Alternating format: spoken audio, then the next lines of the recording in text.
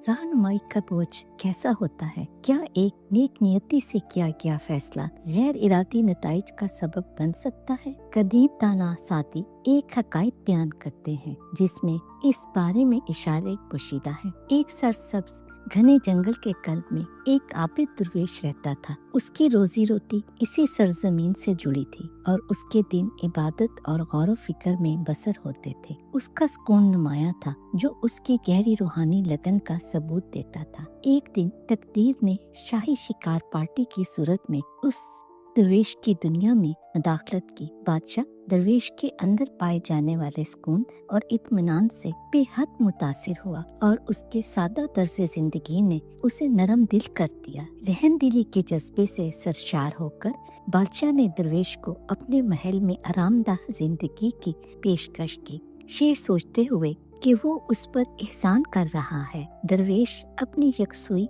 और तन्हाई से मुतमईन था, इसलिए इब्तिदा में उसने तरद्दुद से काम लिया। वो आसाइशों का आदी ना था बल्कि सख्त कोशी का हुगर था, मगर शाह के एक ज़ीरक वजीर ने उसे राजी कर लिया। उसने कहा कि अगर दरवेश को महल की जिंदगी अच्छी ना लगे तो वो कभी भी वापस अपने जंगल लौट सकता है। दरवेश वजीर की बातों में आकर राजी हो गया और बादशाह के साथ चला गया। महल में उसके लिए एक वसीओ अरीज मकान तैयार किया गया जहाँ खुदाम उसकी हर जरूरत का ख्याल रखते। जिंदगी के हर आराम और आसाइश को उसके सामने सजाया गया। वक्त गुजरता गया। एक दिन बादशाह ने दरवेश का हाल अहवाल जानने के लिए उसके घर का दौरा किया। वो जो मंजर देख रहा था उसके लिए हरगिज तैयार ना था। दरवेश जो कभी नफ्स कुशी और रियाजत की अलामत था, अब तकियों की ढेर में आराम से बैठा था।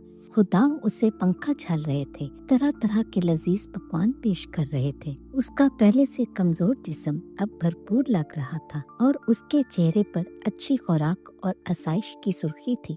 बादशाह ने ये मंजर देखा तो खुश हुआ कि उसने दरवेश की जिंदगी को बेहतर कर दिया। लेकिन वही वजीर जिसने दरवेश को महल आने पर आमादा किया था, इस सूरत हाल को मुख्तलिफ नजर से देख रहा था। उसने आहिस्तगी से बादशाह को याद दिलाया कि किसी रूहानी मुसाफिर के साथ हकीकी हमदर्दी ये नहीं कि उसकी दुनियावी ख्वाहिशात को बढ़ा दिया जाए, बल्कि ये है कि उसे अपनी राह पर बेरोक टोक चलने दिया जाए। उसने खबरदार किया कि महल की आसाइशें दरवेश को उसके असल मकसद से दूर कर सकती हैं। सादे की इस हकायत की पुरसुकून दानिश हमें बताती है कि क़यादत का बोझ बहुत वज़नी होता है। अच्छे इरादों से किए गए फैसले भी कभी कभार ऐसे नताइज लाते हैं जिनकी तवक्का नहीं की जाती। बादशाह ने दरवेश के साथ हमदर्दी का मुजाहरा तो किया, मगर इसी अमल ने दरवेश को उसकी असल रूहानी राह से हटा दिया। महल और तईशात की कशिश उसके यकसुई पर हावी आ गई। एक रहनुमा को हर कदम फूंक फूंक कर रखना चाहिए। हमा वक्त इस बात का ख्याल रखना चाहिए कि उसके फैसलों के असरात क्या हो सकते हैं। सच्ची खिदमत ये नहीं कि हम अपनी राय के मुताबिक किसी को बदलने की कोशिश करें, बल्कि ये है कि हम उसकी जरूरत और मकसद को समझकर उसकी राह हमवार करें। बाज़ औक़ात सबसे बड़ी मेहरबानी यही होती है कि हम दूसरों को अपनी मंजिल खुद मुंतखब करने दें, चाहे वो रास्ता हमारी तवक्कात से मुख्तलिफ ही क्यों ना हो।